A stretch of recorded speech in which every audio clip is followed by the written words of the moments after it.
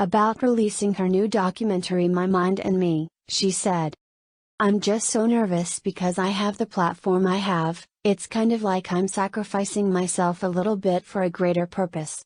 I don't want that to sound dramatic, but I almost wasn't going to put this out. God's honest truth, a few weeks ago, I wasn't sure I could do it." About entering treatment facilities. "I'm going to be very open with everybody about this. I've been to 4 treatment centers. I think when I started hitting my early 20s is when it started to get really dark, when I started to feel like I was not in control of what I was feeling, whether that was really great or really bad. Her highs and lows would last weeks or months at a time, prompted by nothing she could put her finger on. Sometimes, she wouldn't be able to sleep for days. She'd be convinced she needed to buy everyone she knew a car, that I have a gift and I wanted to share it with people, a symptom of mania complicated by the fact that, in her case, it was kind of true. Then, a low would hit. It would start with depression, then it would go into isolation. Then, it just was me not being able to move from my bed. I didn't want anyone to talk to me. My friends would bring me food because they love me, but none of us knew what it was. Sometimes it was weeks I'd be in bed, to where even walking downstairs would get me out of breath. She never actually attempted suicide but spent a few years contemplating it. Selena says, I thought the world would be better if I wasn't there. There were things she thought might be contributing to her distress. She was struggling to find an authentic artistic voice, to shirk the Disney polish, to age along with her fans. Her health was precarious.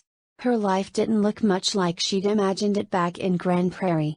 I grew up thinking I would be married at 25, it wrecked me that I was nowhere near that, couldn't be farther from it. It was so stupid, but I really thought my world was over, she says. I never fit in with a cool group of girls that were celebrities. My only friend in the industry really is Taylor, so I remember feeling like I didn't belong. I felt the presence of everyone around me living full lives.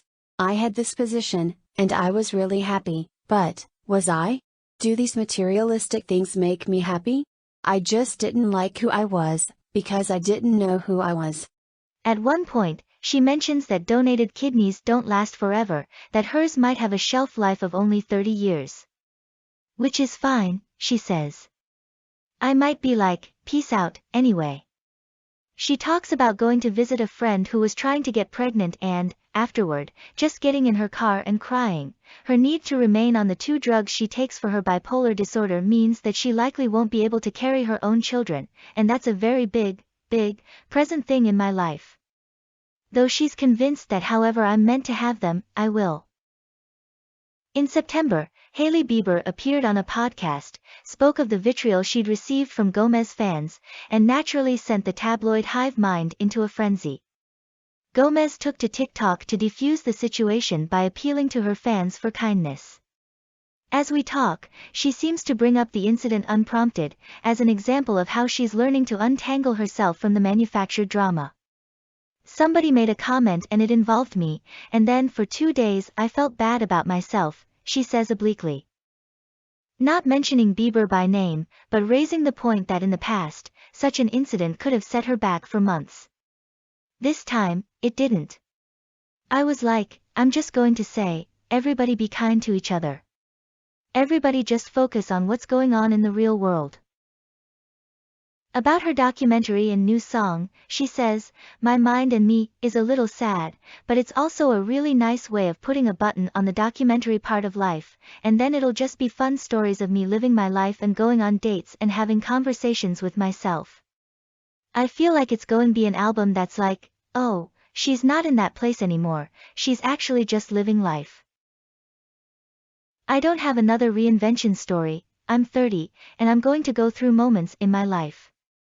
If there is a silver lining, it's this, I remind myself that I wouldn't be here if it wasn't for the psychotic break, if it wasn't for my lupus, if it wasn't for my diagnosis.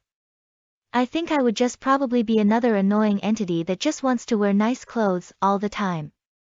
I'm depressed thinking about who I would be. Sometimes she likes to get in her car and blast that song where Adele sings I Hope I Learn to Get Over Myself. Selena says, and I'm like, yes, real life is happening. Real life is happening. This story doesn't have a happy ending. But also, this story doesn't have an ending. Real life is happening, as Gomez says. Real life is happening. This isn't the end.